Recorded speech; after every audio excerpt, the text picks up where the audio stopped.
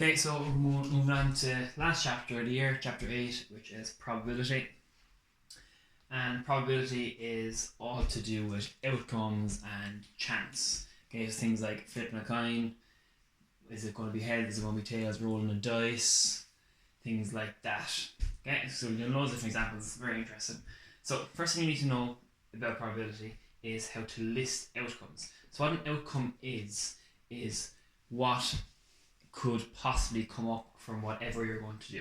So for example, if I flip a coin, it can either be heads or it could be tails. So my outcomes for flipping a coin are heads or tails. Okay, so here I have a question. A swimmer wins a medal. List her outcomes. So she's going to win a medal. You have to list her outcomes. The outcomes of her winning a medal, okay, she could either come first, second, or third. And those outcomes are gold, silver, or bronze. Okay, so make sure you take these down. Okay, so take down everything I always write in the board. It's always really good to have in your copy. So this is a type of outcome called systematic listing, where you actually are physically writing out the outcome. So here are silver, gold, silver, and bronze. Okay, the next one, okay, is a standard 6-side die. Okay, so you all know this is just a fancy word for a dice. Okay, just a standard one means a normal 6-sided dice. Okay, and it says standard 6-sided dice is thrown. So it's thrown randomly. It could be any of the numbers. List all the possible outcomes. So how this is listed, we're kind of going back to our sets. Okay, is you do your curly brackets. The curly brackets are coming back into probability, and we know when you throw dice, it could either be 1, it could be a 2, it could be 3, could be 4, could be 5, or it could be 6. Okay? We're not looking at, so we all know now if the probability of getting a 4 is 1 over 6. Okay? We're not going into that just yet. Okay? So this is just listing them. So this is all of the numbers they could be. Okay? And the last thing is getting a bit trickier. What meal options can be picked if you have to pick one main and one dessert? So you have options of 3 mains. You can either pick a pizza, a fish, or a chicken.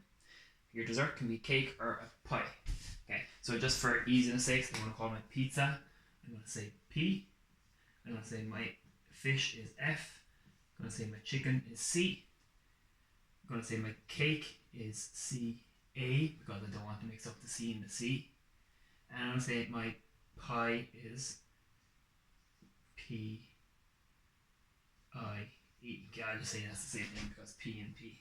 Okay, so there's loads of different options. Okay, and you can write it out. Okay, so you could have, okay, write them out over here. You could have pizza and cake. You could have pizza and pie. You could have fish and cake. You could have fish and pie, and finally you could have chicken and cake, and you could have chicken and pie. So these are all the outcomes. There's 1, 2, 3, 4, 5, 6. 6 outcomes.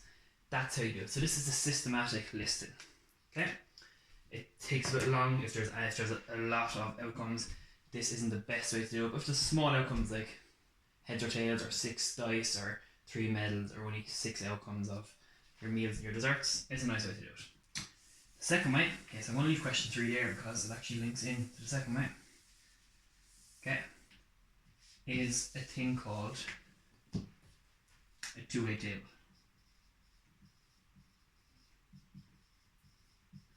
Okay, this is the second way, so part B. Okay, it's 3 ways, so this is the second way. I know we all know maths, we all do love tables. Okay, so two-way table. So for question 3 here, this was my systematic way, my systematic listing way of doing it. There's a much nicer way to do it though. Okay, if you do a table, okay, with your ruler, nice and neat, and you can have something looking like this. Okay, it will make it look much more nicer and much clearer. So on this side, we could have our mains. So we could have our mains up here, and on here we could have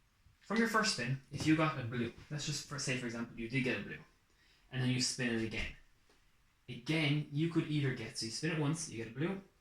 In your second spin, you could get a blue, you could get a red, or you could get the white. You have 3 options there. So this outcome is when you got blue first and you spun it again, you can either get blue, you can get red, or you can get white. So if you follow the tree diagram, okay, my outcomes, so you have to list your outcomes, and then my outcomes section over here. So this is where I start. I spin it once. For example, let's say I got a blue. I follow this line. I spin it again, I get another blue. One of my outcomes is blue and blue. So I'm going to say B and B. I could have got a blue and a red, so it's B or I could have got a blue and a white, so it's B W. Now that's only if I got a blue on my first spin, but I could have got a red on my first spin. And again, if I got a red in my first spin, my second spin, I could again get a blue, a red, or a white. So this now is if I got a red on my first spin, I spin it again, I could get a blue, I could get a red, or I could get a white. And again, I'm going to have my outcomes. This time though, my red was my first spin, and maybe my blue was my second spin. So this is going to be a red and a blue. If I could get a red in my first spin, a red on my second spin, red and red. Could get a red in my first spin, a white on my second spin. That's red and white. And the exact same thing works for the last one. So on your first spin, you could get a white. When you spin again, you have equal chance of getting the blue, getting the red, and getting the white. And it's the exact same as above. The red or the white could be a first spin. Then your second spin, you could get the blue. So it's going to be white and blue, white and red, and white and white. So in total, you can add them up. You have 1, 2, 3, 4, 5, 6, 7, 8, 9. In total, when you spin the spinner twice, you have 9 possible different outcomes. You could get red and a blue, you could get red and a red, white and a red, black and a red, or blue and a red. Okay. I could then ask you questions about your outcomes, being like how many outcomes have the same color. So you'd have your blue and your blue, red and your red, your white and white. So 3 of those outcomes would have the same color twice. Things like that, okay? And it's a nice way to do it. This is a bit messy, but you'll be using rulers, and make sure you space out your copy when you're doing tree diagrams like this. Okay.